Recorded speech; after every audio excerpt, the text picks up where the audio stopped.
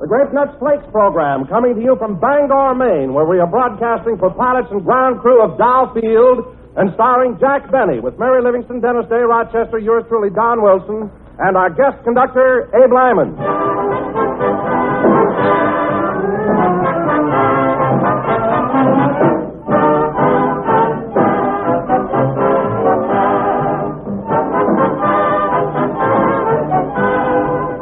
Have you ever noticed the way a man greets his wife? Before breakfast, he says, hello, wife.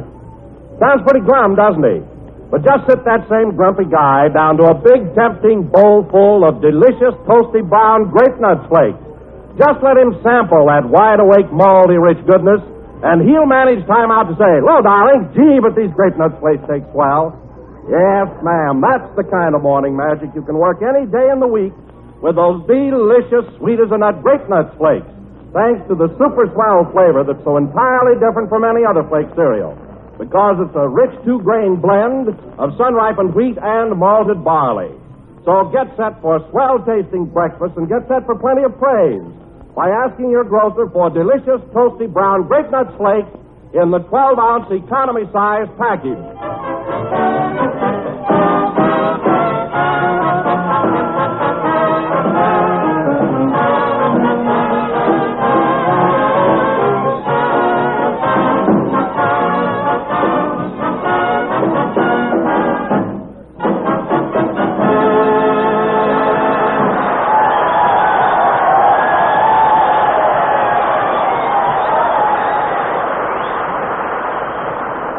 That was me and my buddy played by the orchestra. Now, ladies and gentlemen, from the Bangor Opera House in Bangor, Maine, we bring you a comedian you'll get a big bang out of, Jack Benny.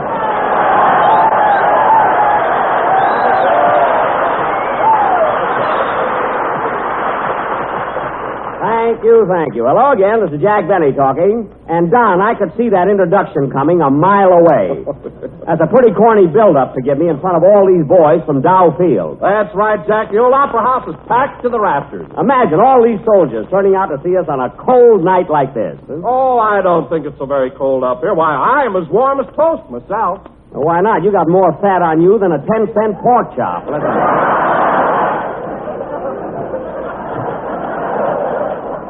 No kidding. Now, wait a minute, Jack. I'm not so fat. Oh, no? I wish I had a nickel for every time your girdle had a nervous breakdown.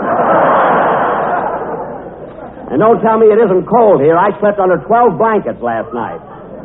I felt like the bottom wheat cake.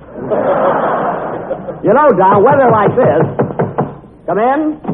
Mr. Benny? Yes? On behalf of the fishermen of Penobscot Bay, I'd like to present you with this real live lobster. Well, thanks very much. I'll have him for dinner. Oh, he's had dinner. Why don't you take him to a movie?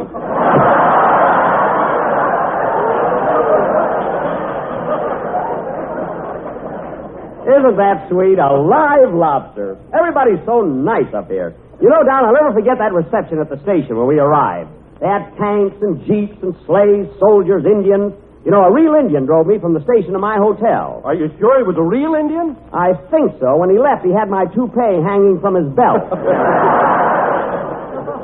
And I bought it just for this cold weather. Oh, hello, Mary. Hello, Jack. Hiya, fellas.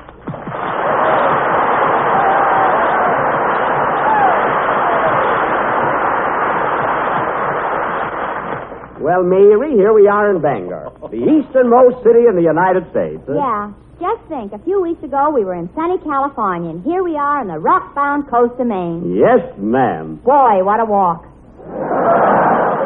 We didn't walk, we took the train. But you know, Mary, the way we've been traveling lately, we're gypsies. Regular gypsies. That reminds me. I wish you'd quit playing your fiddle every time we stop off at a railroad station. Oh, the few pennies I pick up hardly pay for the rosin. Forget it.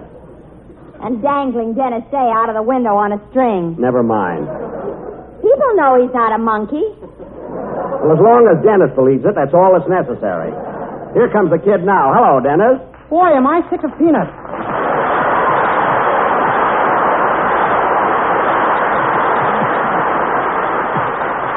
That's it, Dennis. Tip your little red hat. And listen, kid, you don't have to live on peanuts. While you're up here in Maine, eat seafood. Seafood is what this place is famous for. Well, personally, I think they overdo it a little. What do you mean? Well, I ordered breakfast this morning, and the waiter brought me an order of clam and eggs. Well, that's what I mean. Everything is seafood here. Yesterday was my birthday, and they brought me a codfish cake with a candle on it.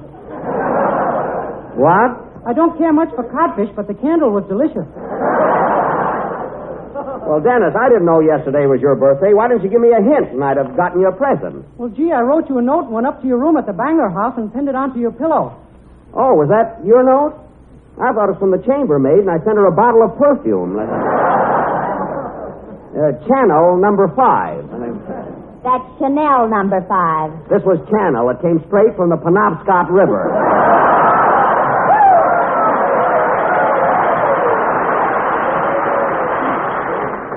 Anyway, Dennis, when I go shopping tomorrow, I'll get you something for your birthday.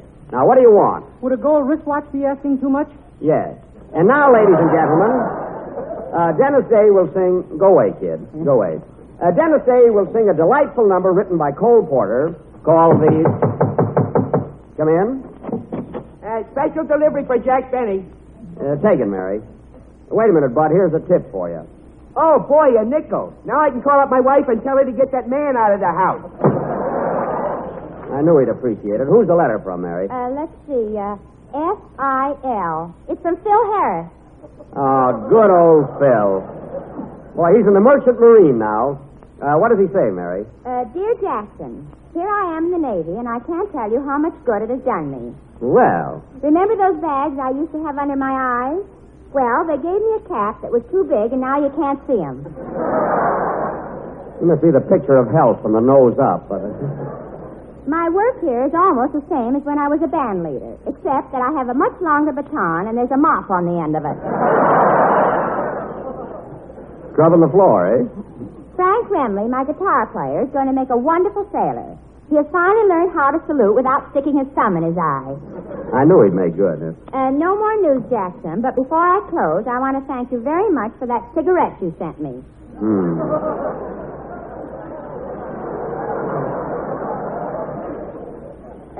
Me and the boys enjoyed it very much.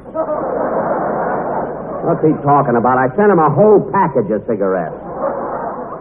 Happy New Year and love to the whole gang from Barnacle Phil the Sailor. And if you're listening in, Phil, Happy New Year to you and all the boys at Catalina. Betty Lou Bumgarter. If you remember, Dennis, I introduced you to Miss Bumgarter. I met her first. What do you mean you met her first? You were both sitting at a table and she came over and took your order. I'm not talking about the waitress. I mean the beautiful girl Dennis and I danced with. And what a dress she had on. Wow! Well, it was a rather daring outfit. One of those strapless evening gowns. I got so nervous I made her put on my suspenders. Yes, Dodo, when you got up to dance with her, your pants fell down. Anyway, Dennis, you owe me for half the dinner. What about the cab fare for taking Betty Lou home? I ought to pay half of that, too. No, Dennis. You remember, you didn't ride with us. I took Betty Lou home alone. Oh, yeah? That wasn't a spare tire hanging on the back, brother. What? Were you peeking through that window, Dennis? I never saw so much kissing in all my life. Now, wait a minute, young man. I never kissed Betty Lou once. I mean the cab driver after you fell asleep.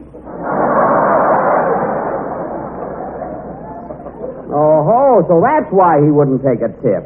Well, anyway, kid, we'll straighten out what you owe me later. Now, where's Abe Lyman? It's about time for a number. I've been looking all over for Abe, and he doesn't seem to be around. That's funny. He knows the program starts at 7 o'clock. You think that... Oh, here he is now. Hiya, Jack. Sorry I'm late. Hello, fellas.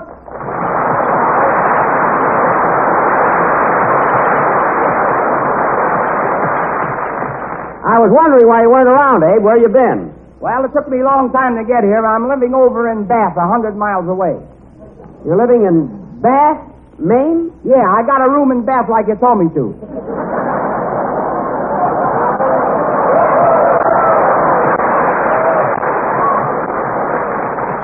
I told you to get a room and bath. And. I met at the Bangor house of the Penobscot Exchange. Well, ain't I the big jerk? You certainly are. Believe me, from now on, when we're traveling around, I'm going to write everything down on a piece of paper and give it to you. Who'll he get to read it to him? Oh, Abe can read. He can write a little, too. Hey, but how do you like it up here in Maine? Huh? Well, you know, I've never been here before. Well, it doesn't take him long to get acquainted. Get a load of those 3 girls he brought to the show. Where? Wait, I'll get my glasses. Oh, yeah, standing in the wings. Yeah, I like that tall one there. Hello, honey. Hi, sweetheart. What's that? That's the electrician. The girls are on the other side. Oh, yes, 3 girls. Yeah, well, I gotta hand it to you, Abe. You're a regular Casanova. Casanova? Yeah. Say, is that Lou Nova's brother? Yes. In a way, only Casanova was more of a wrestler than a boxer, you know? Anyway, Abe, isn't it a thrill for all of us to be broadcasting way down east in Maine? Maine in the wintertime, with its snow-covered hills, its rivers frosted by Mother Nature, and snowflakes fluttering down on the peaceful countryside. Ah, you're right, Jack. And there's only one thing more beautiful than snowflakes fluttering down from the sky. What's that, Don? Grape nut flakes fluttering from the big 12-ounce economy-size package. And everybody loves them, Jack, because they contain iron, niacin, and vitamin B1. Snowflakes? No, grape nut flakes. Oh, I see. And I tell you, Jack, it's a real thrill when you wake up in the morning, rush over to close the window, and feel them beating against your face. Grape nut flakes? No, snowflakes. Of course. Snowflakes. And when you jump into your clothes and rush downstairs, what do you find waiting for you on the breakfast table? A nice big bowl. And what's in that bowl? Fish flakes. Snowflakes. Grape nut flakes. I'll get fired for this. Yes, ladies and gentlemen, a bowl of toasty brown sweeters and that grape nut flake. 30 years in show business, and I had to make a mistake like that. Play, Lyman. Thank heaven I got a little chicken farm in Waukegan.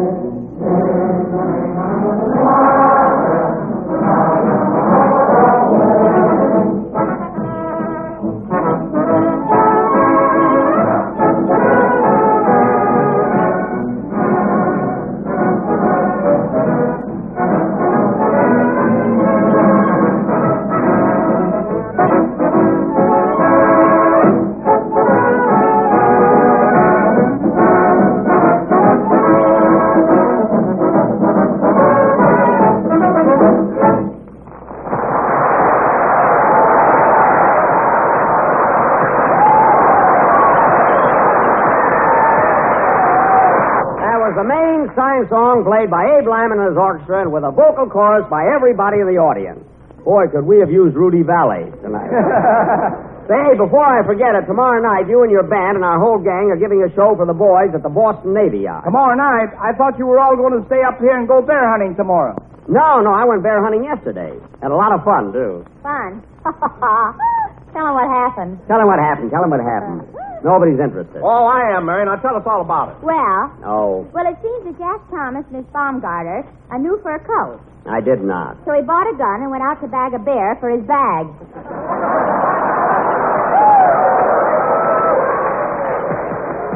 She's not a bag. She's very cute.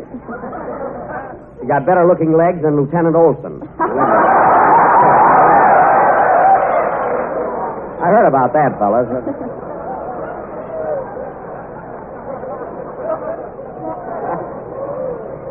Go ahead, Barry.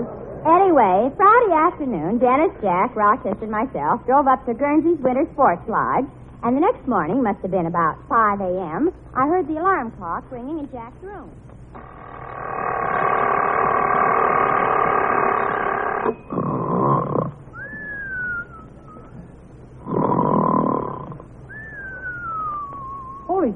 5 o'clock already. Mr. Benny, wake up. Wake up, Mr. Benny. Wake up. As President of the United States, I hereby promise Hetty... Oh, hello. Hello, Dennis. What's the matter? If you want to go out bear hunting, we better get started. Yeah. Gee, it's chilly this morning. I bet it's below zero in here. You sure look funny, Mr. Benny. The cold cream is all froze to your face. Yeah, I feel like I've been varnished. Well, I might as well take my morning shower. A shower? There isn't any hot water. What do I care? I can take it. Well, here goes. Woo! Woo! Woo! Woo! I tell you, Dennis, woo! Woo! Woo! There's nothing like a cold shower to wake you up in the morning. When are you going to get underneath it, Mr. Benny? I wouldn't get under that thing for $1 million. Well, that's that. Come on, kid. I'm hungry. Let's go out to the kitchen and have breakfast. Anyway, fellas, after breakfast, Jack went over to Rochester's room. Had an awful time getting him awake. You could hear Jack yelling at the top of his voice. Rochester. Hey, Rochester. Come on, Rochester. We got to get going. Rochester, wake up. What time is it, sugar?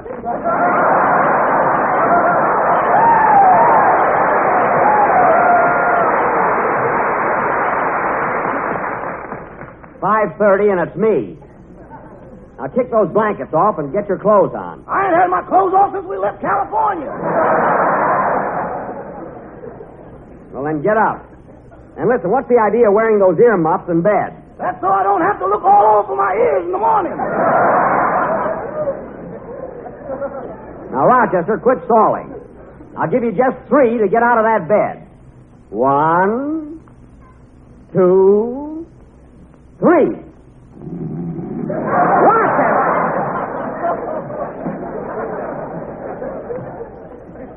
If you don't get up right away, I'm going to put you under a cold shower. That does it. Yeah, come, boy.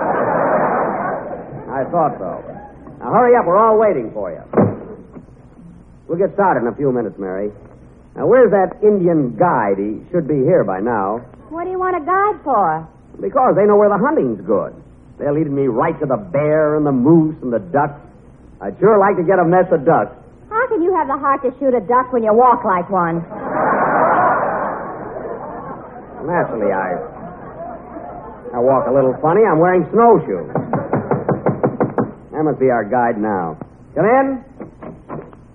Well.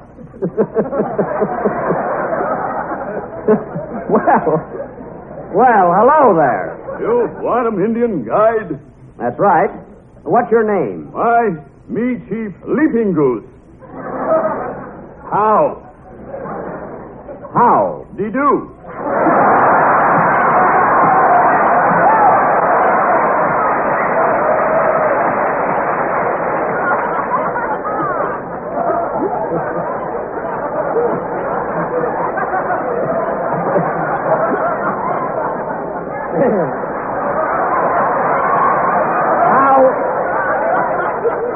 Howdy do. Now look, Leaping Goose. How many strings of beads you want them for being guide? No beads, brother. Strictly cash. All right, I'll give you $5. Well, we might as well get started. Hand me those 2 sweaters, Mary. 2 more? You've got on 8 already. Well, it's cold. My teeth were chattering all night. Well, why didn't you keep them in your mouth where it's warm? Don't be funny. Hand me that sweater, Dennis. Here you are. Gee, this is a pretty sweater. Where'd you get it, Mr. Benny? It's one Lana Turner wore in a picture. I admired it, and she sent it to me. Well, somehow on you it doesn't thrill me. Not supposed to thrill you. Now, where's that Rochester? Oh, Rochester! Yes, boy! If you don't hurry, we're going without you. I'll be here when you come back with a candle in the window!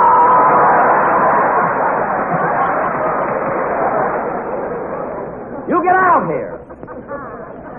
Well, come on, Leaping Goose. Let's get our... Leaping Goose. Let's get our equipment together. Oh, boy, we're going bear hunting.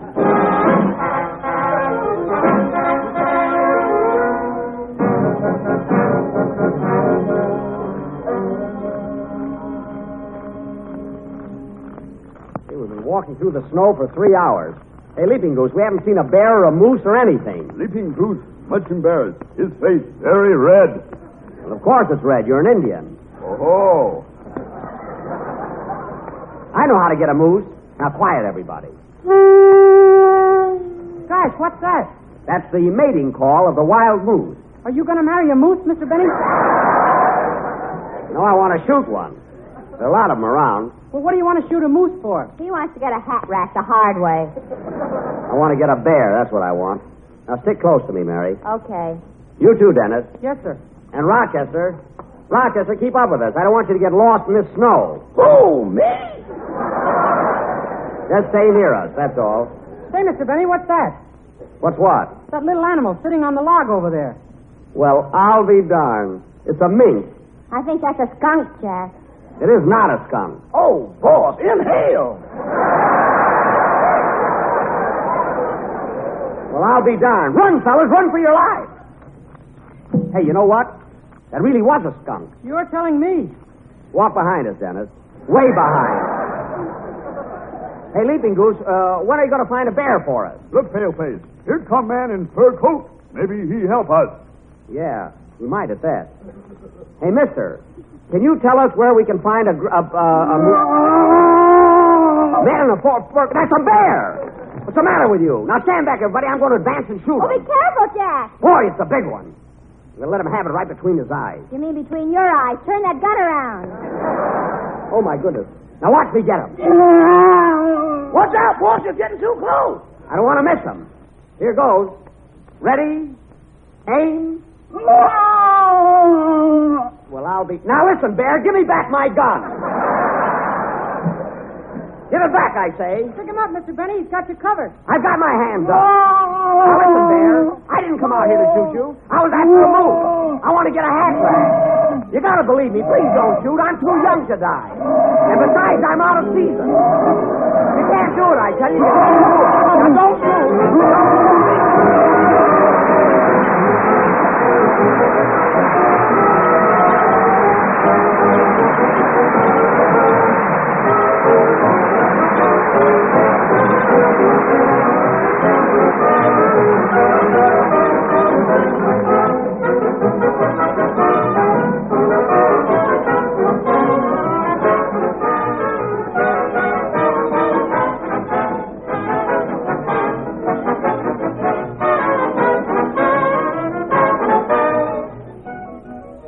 Have you ever noticed how proud Grandma feels when she sizes up Junior and says, my, how he's grown? Well, we feel very much the same way about delicious toasty brown grape nuts flakes because, boy, how they've grown.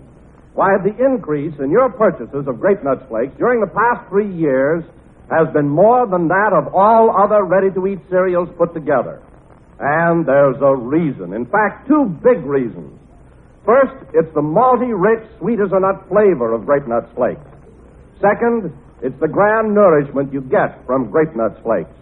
You see, they're a whole-grain cereal, bringing you important vital food factors you find in the natural whole wheat, plus extra vitamin B1. Essential food values recommended as part of your daily diet by our National Nutrition Program. So, for delicious, nutritious breakfasts, serve tempting, toasty brown Grape Nuts Flakes, America's fastest-growing breakfast cereal.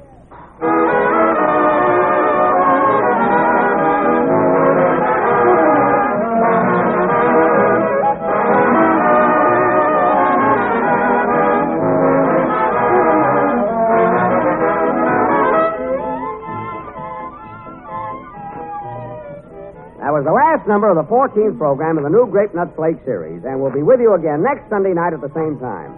We've all had a great time up here in Maine. I want to thank Governor Sewell, City Manager Farnsworth, Colonel Valentine, and all the boys at Dow Field. Say, Mary, before we leave for Boston tomorrow, let's go ice fishing. Ice fishing? Yeah, it's a great sport around here. You cut a hole in the ice, drop in your line with a hook on it, and catch a fish. Anything over a half a pound would pull you right in. Yeah, I guess so. Good night, folks.